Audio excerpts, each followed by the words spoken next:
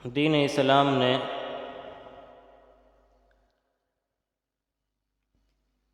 ہمیں جن اعمال کے کرنے کا حکم دیا ہے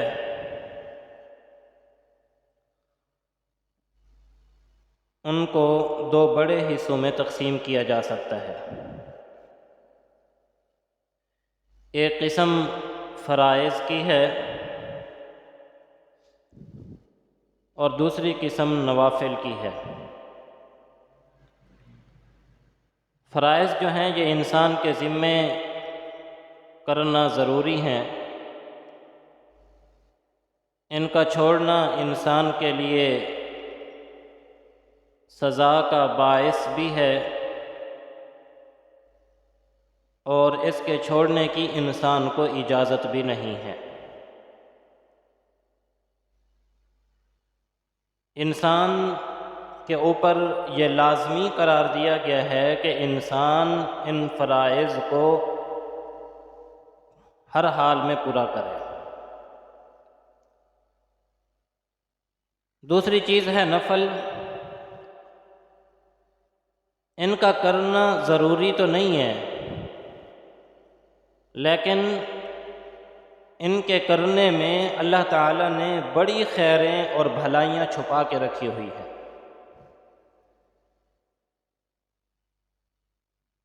یہی وجہ ہے کہ آپ صلی اللہ علیہ وآلہ وسلم سے لے کر آج تک امت کے صالحین اور نیک لوگ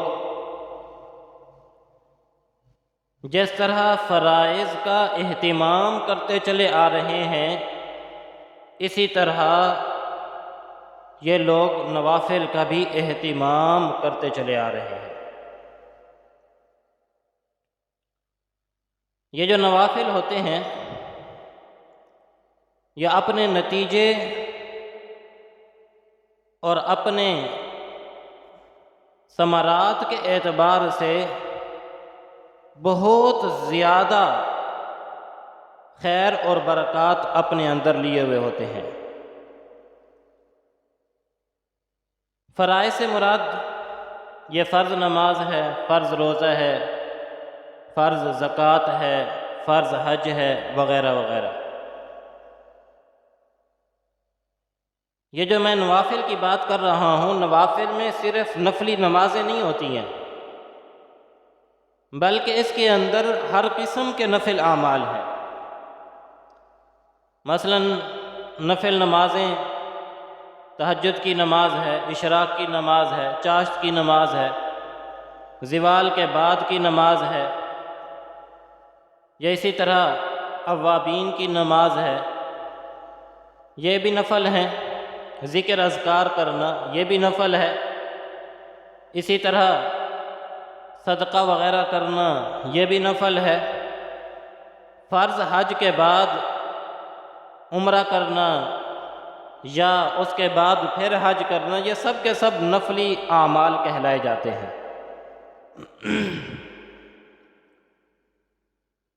اس وقت امت میں جہاں مختلف اعمال میں سستی، کاہلی اور غفلت پائی جاتی ہے، وہاں امت کے اندر اس وقت میں نوافل کے متعلق بھی انتہائی سستی اور غفلت پائی جاتی ہے۔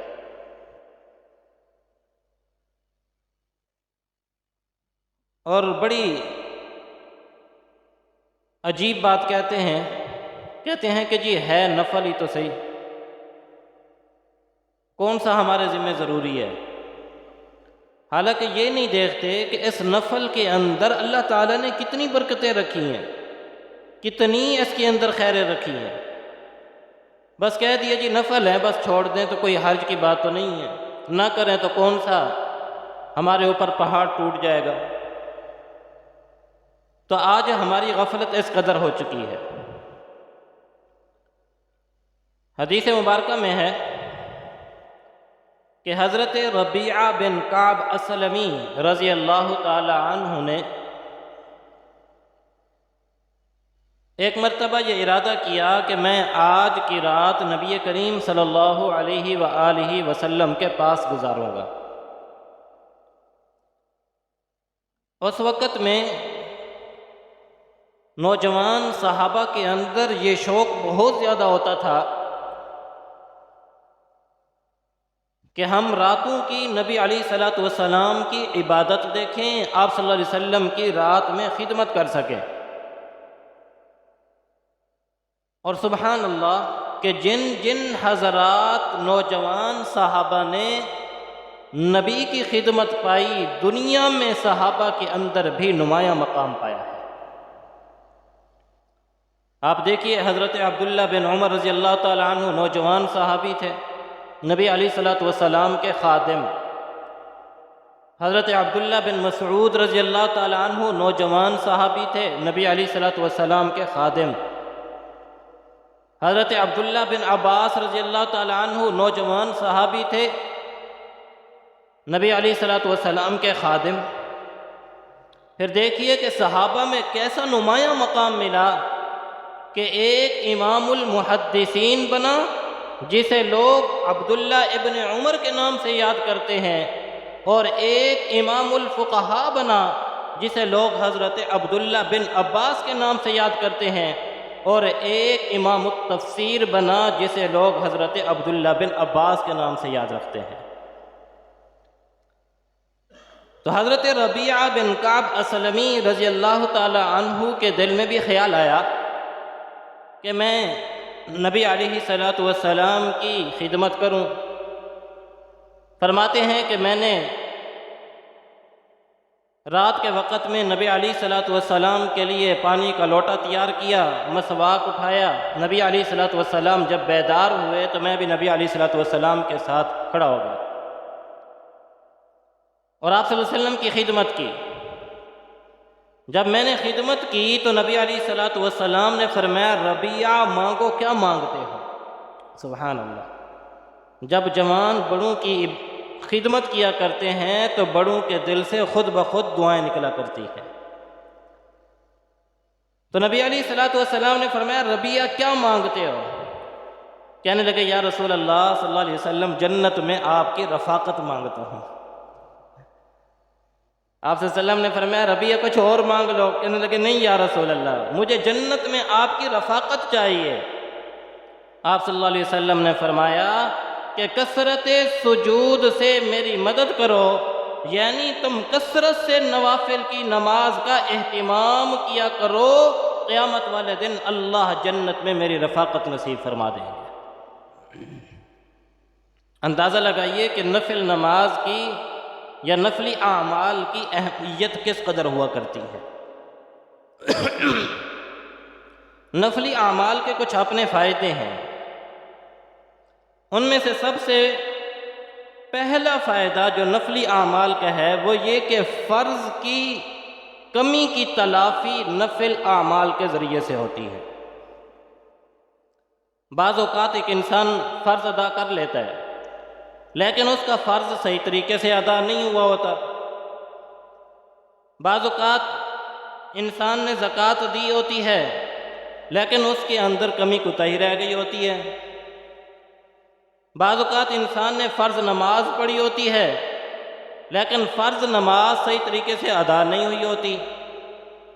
روزہ رکھا ہوتا ہے لیکن اس روزے کے اندر کمی کوتاہی رہ گئی ہوتی ہے۔ تو یہ جو نفل اعمال ہوتے ہیں یہ اس فرض کی کمی کو کیا کر دیتے ہیں؟ پورا کر دیتے ہیں، اس نقصان کی تلافی کر دیتے ہیں۔ اس لیے حدیث مبارکہ کے اندر آتا ہے، ترمذی شریف کی روایت ہے، نبی علیہ الصلوۃ والسلام نے ارشاد فرمایا کہ قیامت والے دن ایک آدمی اللہ کے سامنے پیش کیا جائے گا۔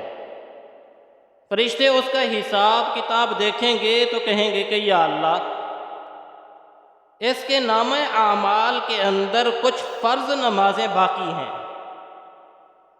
اللہ تعالیٰ فرشتوں سے فرمائیں گے کہ انظروا هل تجدون له من تطوع، دیکھو اس کے نامہ اعمال میں کوئی نفل نماز بھی ہے۔ فرشتے دیکھیں گے، عرض کریں گے جی یا اللہ، اس کے نامہ اعمال کے اندر کچھ نفلی نمازیں بھی ہیں۔ اللہ فرمائیں گے کہ ان فرض کی جگہ پر اس کے نفل اعمال کو لے آؤ، آج اس کی نفل نمازیں بھی فرض نماز کے برابر تول لی جائیں گی۔ یعنی ان نفل اعمال کو فرض کی جگہ میں جو کمی کوتاہی رہ گئی تھی اس کی جگہ پورا کر کے اللہ تعالیٰ فرض نمازوں کو قبول فرما لیں گے۔ تو پتہ چلتا ہے کہ نفل اعمال کا ایک فائدہ یہ ہے کہ یہ اپنے فرض کے اندر جو کمی کوتاہی ہوئی ہوتی ہے اس کی تلافی کر دیتی ہے۔ اسی طرح پھر اللہ تعالیٰ سے فرشتے عرض کریں گے کہ یا اللہ اس کے ذمے کچھ فرض روزے ہیں، اللہ تعالیٰ پھر فرمائیں گے انظروا هل تجدون له من تطوع، اس کے نام اعمال میں دیکھو کہ کوئی نفل روزہ وغیرہ ہے؟ جی یا اللہ ہے۔ تو اللہ تعالیٰ اس نفل روزے کو فرض روزے کی تلافی کے لیے پورا فرما کر اللہ اس کے فرض روزے کو قبول فرما لیں گے۔ اس لیے ہمیں چاہیے کہ جہاں ہم فرائض کا اہتمام کریں وہاں ہم نوافل کا بھی اہتمام کریں۔ صرف فرض نمازوں کے ساتھ فرض نفل نہیں، نمازوں کے صرف نوافل نہیں ہوتے، روزے بھی نفلی ہوا کرتے ہیں۔ ایام 20 کے روزے ہیں، 13، 14، 15 کا روزہ، مہینے میں 3 روزے رکھ لیا کریں۔ پہلے تو کوشش کریں کہ ہفتے میں 2 دن روزہ رکھیں، پیر کے دن اور جمعرات کے دن روزہ رکھیں۔ نہیں رکھ سکتے تو کم از کم ایام 20 کے روزے رکھنے کا اہتمام کیجیے، انشاءاللہ اللہ آپ کو ایسا ہی ثواب عطا فرمائیں گے جیسے آپ نے ہمیشہ روزے رکھے ہیں۔ ملا علی قاری رحمۃ اللہ علیہ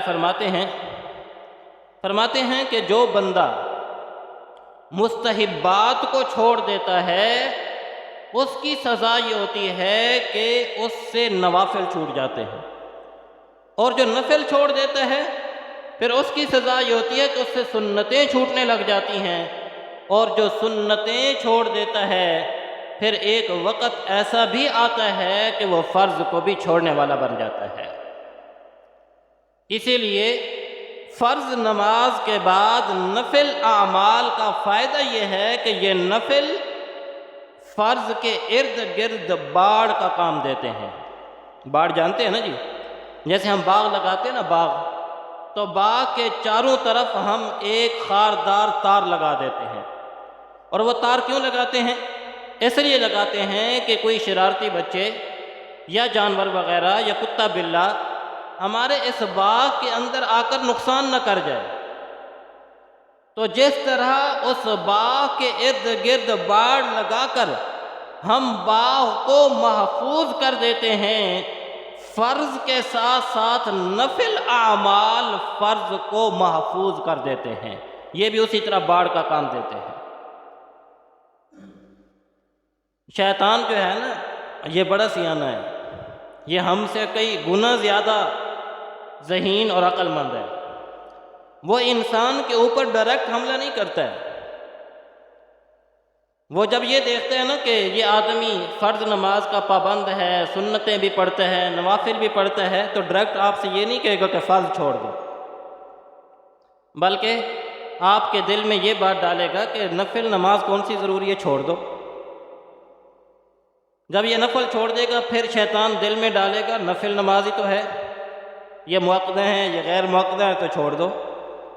جب یہ نفل چھوڑ دے گا، سنت چھوڑ دے گا، تو پھر اب ڈالے گا کہ اب فرض نماز چھوڑ دو، کیونکہ اسے پتہ ہے کہ جو آدمی فرض کے ساتھ ساتھ نفل کر رہا ہے، مجھے بتائیں ایک آدمی اشراق کی نماز پڑھ رہا ہو، چاشت کی نماز پڑھ رہا ہو، زوال کے بعد کی نماز پڑھ رہا ہو، سنتیں پڑھ رہا ہو، تو کیا وہ فرض چھوڑ سکتا ہے؟ کبھی بھی نہیں چھوڑے گا۔ تو اس لیے شیطان بدبخت جو ہے پہلے کیا کرتا ہے، وہ فرائض نہیں چھڑواتا، سب سے پہلے انسان سے دوسرے اعمال چھڑواتا ہے، پھر جا کر اس کے اوپر حملہ کرتا ہے کہ اب فرض بھی چھوڑ دو۔ اسی لیے ہمارے حضرت فرماتے ہیں کہ سب سے پہلے انسان سے نفل اور سنت چھوٹتی ہیں، پھر انسان سے اس کے فرض چھوٹنا شروع ہو جاتے ہیں۔ تو لہٰذا جب آپ نفل کا اہتمام کریں گے تو سنتوں کا اہتمام خود بخود پیدا ہوگا، جب سنتوں کا اہتمام پیدا ہوگا تو نفل فرض کا بھی خود بخود اہتمام پیدا ہونا شروع ہو جائے گا۔ تو نفل اعمال کا دوسرا فائدہ کہ یہ فرض کے گرد باڑ کا کام دیتے ہیں۔ تیسرا فائدہ، یہ نفل اعمال جو ہیں یہ قرب خدا بندی کا ذریعہ ہیں، اللہ کا قرب حاصل ہونے کا بہترین ذریعہ ہے۔ ذرا حدیث قدسی سنی ہے، صحیح بخاری شریف کی روایت ہے، نبی علیہ الصلوۃ والسلام نے ارشاد فرمایا کہ اللہ فرماتے ہیں، کیا فرماتے ہیں؟ یتقرب الی عبدی بالنوافل، میرا بندہ نفل کے ذریعے میرا قرب حاصل کرتا رہتا ہے حتی احبہ، یہاں تک وہ نفل کا اہتمام کرتا ہے، میرا قرب حاصل کرتا ہے کہ میں اللہ اپنے اس بندے سے محبت کرنے لگ جاتا ہوں۔ کون محبت کرنے لگ جاتے ہیں؟ بولیے بولیے، کون؟ یہ نہیں فرمایا کہ میرا بندہ مجھ سے محبت کرنے لگ جاتا ہے، بلکہ کیا فرمایا کہ یہ نفل اعمال کے ذریعے میرا اتنا قرب حاصل کر لیتا ہے کہ میں اپنے بندے سے محبت کرنے لگ جاتا ہوں، اور پھر اتنی محبت ہوتی بڑھتی ہے، فرمایا کہ میں اس کی آنکھ بن جاتا ہوں جس سے وہ دیکھتا ہے، میں اس کے کان بن جاتا ہوں جس سے وہ سنتا ہے، میں اس کی زبان بن جاتا ہوں جس سے وہ بولتا ہے، میں اس کے ہاتھ بن جاتا ہوں جس سے وہ پکڑتا ہے، میں اس کے پاؤں بن جاتا ہوں جس کے ذریعے وہ چلتا ہے، پھر جو مجھ سے سوال کرتا ہے میں ضرور عطا کرتا ہوں، کسی شر سے پناہ مانگتا ہے میں اس کو ضرور پناہ عطا کر دیتا ہوں۔ تو نوافل کے ذریعے سے انسان کو اللہ کا قرب ملتا ہے، قرب خدا بندی انسان کو نصیب ہوتی ہے۔ تو یہ تیسرا فائدہ ہے۔ چوتھا فائدہ کہ یہ نوافل جو ہوتے ہیں نا، یہ بندے اور رب کے درمیان رابطے کا کام دیتے ہیں۔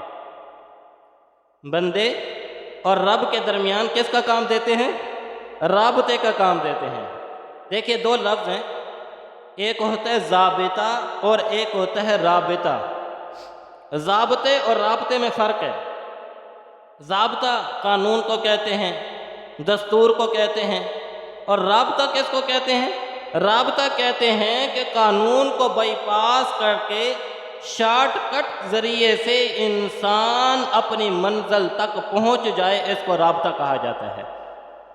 اس کی ذرا مثال سمجھے تو بات ذرا آسانی سے سمجھ میں آئے گی۔ آپ گئے، گھر کا کوئی کام کروانا تھا، آپ چند مزدوروں کو گھر لے آئے، مزدوروں نے سارا دن کام کیا، ان کے ساتھ دہاڑی مقرر تھی کہ آپ کو جب یہ شام 6 بجے کام پورا کر لیں گے تو آپ کو 1000 روپے مزدوری دی جائے گی۔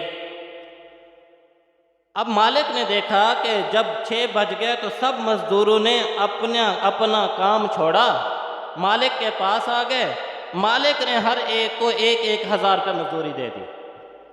یہ تو ہے ضابطہ، کہ ان کے ساتھ اتنی ڈیوٹی مقرر تھی کہ صبح 8 بجے سے لے کر شام 6 بجے تک انہوں نے مزدوری کرنی تھی۔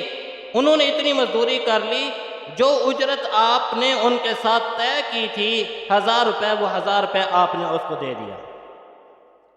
لیکن ایک مزدور کو آپ نے دیکھا کہ وہ بیچارہ ابھی بھی لگا ہوا ہے، وہ برتن سمیٹ رہا ہے، سیمنٹ کی بوری بار پڑی ہوئی تھی اس کو اٹھا رہا ہے، آپ کا جو سامان پڑا ہوا تھا اس کو سمیٹ رہا ہے، وہ اچھی طریقے سے صفائی کرتا ہے، ستھرائی کرتا ہے، پھر جا کے اس کو سنبھال کے رکھتا ہے۔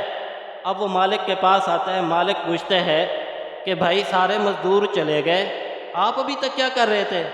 کہنے لگا کہ جی موسم خراب تھا، میں نے سوچا کہ آپ کی یہ سیمنٹ کی بوری پار پڑی ہوئی ہے، آپ کا سامان باہر پڑا ہوا ہے، یہ سارا گند پڑا ہوا ہے، تو میں نے اس صفائی کر دی، میں نے وہ سیمنٹ کی بوری سنبھال کے رکھ دی۔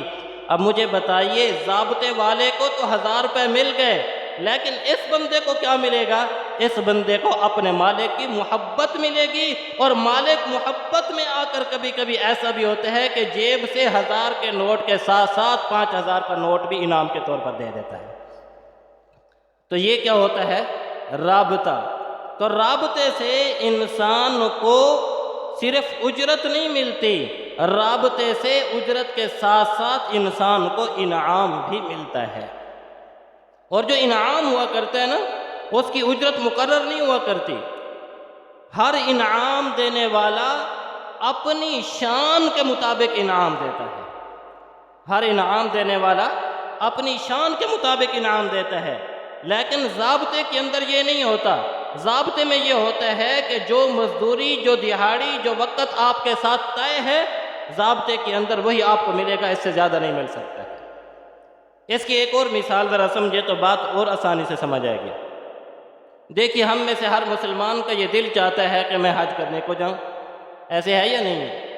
بیت اللہ کو دیکھوں، حج کرنے جاؤں، لیکن حج کرنا کوئی آسان کام نہیں، اس کے لیے بڑے پاپڑ بیلنے پڑتے ہیں۔ پہلے تو انسان کے پاس اتنے اخراجات موجود ہوں کہ اگر یہ کہیں چلا بھی جائے تو پیچھے بیوی بچوں کو بھی کسی قسم کی تکلیف نہ ہو، اور راستے کے اندر جتنے اخراجات اور ضروریات ہوں وہ بھی اس کے پاس پوری ہونی چاہیے۔ اب اتنا پیسہ اکٹھا کیا، اکٹھا ہو جانے کے بعد اب 40 دن کے سفر پر یہ جاتا ہے تو راستے کی تکلیفیں الگ برداشت کرتا ہے، راستے کی مشقتیں الگ برداشت کرتا ہے، پھر جب وہاں پہنچ جاتا ہے تو وہاں کی تکلیفیں الگ، پریشانیاں الگ۔ اب جو لوگ حج کرنے کے لیے گئے ہیں، آپ ان سے پوچھیں کہ حج والے دنوں میں انسان کو وہاں کتنی تکلیفیں برداشت کرنی پڑتی ہیں۔ اپنا کاروبار متاثر کیا، ملازمین کے سپرد اپنا کاروبار کر کے گئے، بعض اوقات اپنا کاروبار بند کر کے بھی جانا پڑ جاتا ہے، اہل و عیال سے دور جانا پڑتا ہے، ان سے جدائی اور ان کی رفاقت کو چھوڑ کر انسان جاتا ہے، اتنی تکلیفیں برداشت کرتا ہے۔ لیکن 40 دن کے بعد جب وہ گھر واپس لوٹتا ہے، آپ اسے جا کے کہتے ہیں مبارک ہو بھئی آپ نے حج کر لیا، وہ یہ کہتا ہے کہ میرے لیے دعا کرو، اللہ میرے اس حج کو قبول فرما لے۔ ایسے ہی ہے نا بھئی؟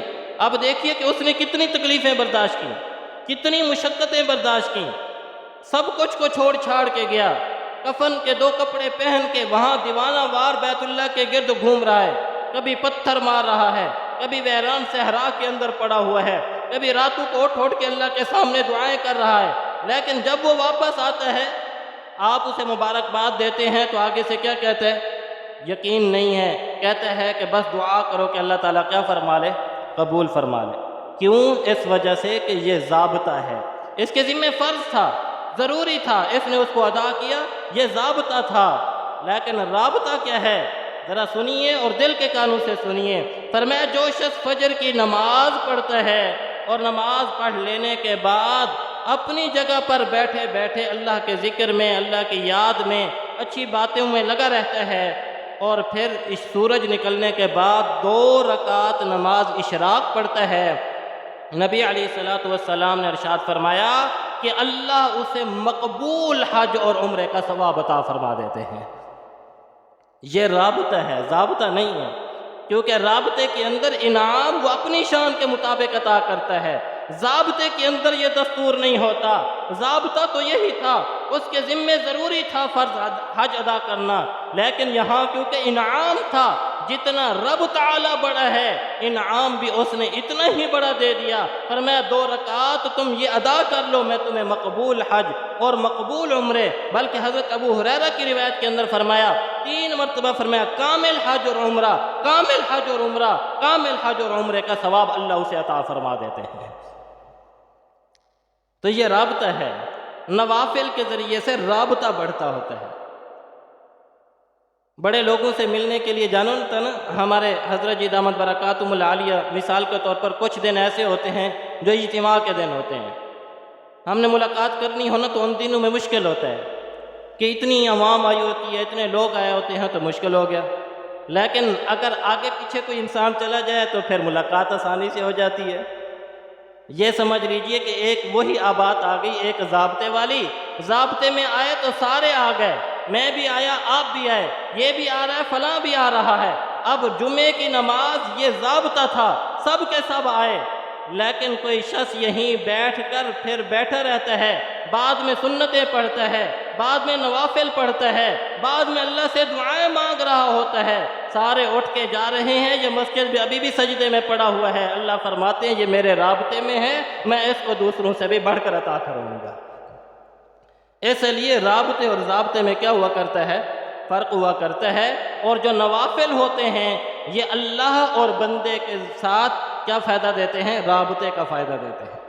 اگر آپ اپنے رب سے رابطہ بنانا چاہتے ہیں تو آپ کو چاہیے کہ نوافل کا اہتمام کریں۔ حدیث مبارکہ میں ہے، حضرت ایک صحابی فرماتے ہیں کہ غزوہ خیبر کے موقع پر جب مال غنیمت تقسیم ہو گیا، لوگوں نے اپنا اپنا مال غنیمت نکالا، اور نکالنے کے بعد اسے جو ہے خرید و فروخت شروع ہو گئی۔ فرماتے ہیں میں نے بھی اپنا مال نکالا اور خرید و فروخت شروع کر دی۔ جب خرید و فروخت ختم ہو گئی، میں اللہ کے نبی صلی اللہ علیہ وسلم کے پاس آیا اور میں نے آ کے عرض کیا، اللہ کے نبی صلی اللہ علیہ وسلم، آج اس خرید و فروخت کے دوران مجھے اتنا نفع ملا ہے کہ پوری جماعت کے اندر کسی کو اتنا نفع نہیں ہوا ہوگا۔ نبی علیہ الصلوۃ والسلام نے پوچھا کتنا نفع ہوا؟ کہنے لگے یا رسول اللہ صلی اللہ علیہ وسلم 300 اوقیہ مجھے آج نفع حاصل ہوا ہے۔ کتنے اوقیہ؟ 300 اوقیہ۔ 5 اوقیہ میں 52.5 تولے چاندی ہوتی ہے۔ 5 اوقیہ میں کتنی ہوتی ہے؟ 52.5 تولے۔ تو 300 اوقیہ میں کتنی بڑی؟ 3150 تولے بنتی ہے۔ یعنی وہ یہ صحابی کہہ رہے ہیں کہ اللہ کے نبی صلی اللہ علیہ وسلم مجھے آج 300 اوقیہ یعنی 3150 تولے چاندی جو ہے نفع کے اندر حاصل ہوئی ہے۔ اور اس کی قیمت کتنی بنتی ہے؟ میں آج اس کی قیمت لگا رہا تھا، آج کے حساب سے یعنی اس کی قیمت بنتی ہے 67,91,400 روپے۔ یہ چند گھنٹوں کی اس کی کیا تھی؟ نفع تھا کتنا؟ 67,91,400 روپے۔ مجھے بتائیے بڑا سا بڑا تاجر بھی گھنٹوں کے اندر اتنا نفع کما سکتا ہے؟ بولیے، بڑا سا بڑا تاجر بھی اپنی تجارت میں 1 منٹ سیکنڈ کے اندر گھنٹے کے اندر اتنا نفع نہیں کما سکتا۔ اللہ کے نبی صلی اللہ علیہ وسلم سے آ کے کہہ رہے ہیں یا رسول اللہ مجھے اتنا نفع ہوا، گویا کہ مجھے تھوڑی دیر کے اندر لاکھوں روپے کا نفع حاصل ہوا۔ آپ صلی اللہ علیہ وسلم نے فرمایا میرے صحابی میں تمہیں اس سے بھی بہتر ایک عمل نہ بتلاؤں؟ جی یا رسول اللہ۔ فرمایا کہ تمہارا 2 رکعت فرض نماز کے بعد نفل نماز پڑھنا یہ 300 اوقیہ چاندی سے بھی زیادہ فضیلت رکھتا ہے۔ آج ہم اس معمولی سمجھتے ہیں نا، جہاں 1 روپے پہ چند روپے بھی نفع ہو جائے تو ہم کہتے ہیں ہم نے بڑا نفع کما لیا۔ ایک جوتی پہ 10 روپے نفع مل جائے، چینی پہ لوگ 1 روپے 2 روپے نفع کما لیتے ہیں، بوری پہ 50 کلو کی بوری کے اوپر کوئی 500 روپے بچ جائے تو کہتے ہیں ہمیں نفع مل گیا۔ لیکن قربان جائیے یہ نفع کہیں تھوڑا نفع نہیں۔ فرمایا کہ تمہارا یہ 2 رکعت نماز نفل پڑھنا تمہارے 70 لاکھ جو ہے اللہ کی راہ میں یا 70 لاکھ روپے تمہارے نفع کمانے سے کیا ہے زیادہ فضیلت والا رکھتا ہے۔ تو یہ دیکھیے نفل اعمال کی اہمیت کس قدر ہے۔ حدیث مبارکہ میں حضرت ابو ذر رضی اللہ تعالیٰ عنہ فرماتے ہیں کہ آپ صلی اللہ علیہ وسلم نے ایک مرتبہ ارشاد فرمایا کہ صبح کے وقت میں تمہارے جسم کے ہر جوڑ کا تمہارے اوپر صدقہ لازمی ہے۔ جسم میں کتنے جوڑ ہیں؟ 360 جوڑ۔ تم 360 جوڑوں کے بدلے میں ہر جوڑ کے بدلے میں تم کیا ادا کرو؟ صدقہ ادا کرو۔ سبحان اللہ کہنا، الحمدللہ کہنا، اللہ اکبر کہنا، لا الہ الا اللہ کہنا، نیکی کی بات کہنا، بری باتوں سے منع کرنا، یہ سب صدقہ۔ لیکن فرمایا جو شخص چاشت کے وقت میں 2 رکعت نماز نفل ادا کر لیتا ہے وہ اپنے پورے جسم کے ہر جوڑ کا شکرانے کے طور پر اللہ کے ہاں صدقہ کر دیتا ہے۔ آج لوگ صدقہ اتارتے ہیں نا، جی فلاں کی طرف سے صدقہ، فلاں کی طرف سے صدقہ۔ آپ بھی اپنے جسم کا صدقہ ادا کیا کریں، 2 رکعت نماز نفل چاشت کے وقت پڑھ لیا کریں، اللہ تعالیٰ آپ کے ہر جوڑ کے صدقے کا ثواب اللہ تعالیٰ قبول فرما لیں گے انشاءاللہ۔ میں یہاں پر ایک نتیجہ اخذ کیا کرتا ہوں۔ دیکھیں صدقے کے بارے میں حدیث آتی ہے کہ صدقہ کس کو ٹالتا ہے؟ بلاؤں کو ٹالتا ہے۔ بلاؤں میں تکلیفیں بھی شامل ہیں، پریشانیاں بھی شامل ہیں، یہ سب چیزیں شامل ہیں۔ جب ہر روز انسان 2 رکعت نماز چاشت کی ادا کر لے تو ہر جوڑ کا صدقہ ہوگا یا نہیں؟ جب ہر جوڑ کا صدقہ ادا کر دیا تو اس کا ہر جوڑ اللہ تعالیٰ ہر قسم کی آفات و بلیات سے محفوظ فرما دیں گے انشاءاللہ۔ اللہ تعالیٰ مجھے بھی اور آپ سب کو بھی نفل اعمال کے اہتمام کرنے کی توفیق نصیب فرمائے۔ وآخر دعوانا الحمدللہ رب العالمین۔